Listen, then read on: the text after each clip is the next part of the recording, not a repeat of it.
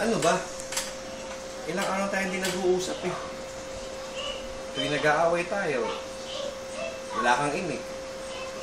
Sinabi ko naman sa'yo, isang buwan na lang, iiwan ko na rin ng asawa ko. Eh, pagbigyan mo naman ako. Konting oras na lang, please. Ginagawa ko naman lahat para mapasaya kita. Lahat na, binibigay ko sa'yo. Puro ka reklamo. Kasi gagawin mo sa akin, nakatunga ka lang din, wala kang gagawin. Hindi ka umimik, di ko lang kung ano problema mo eh.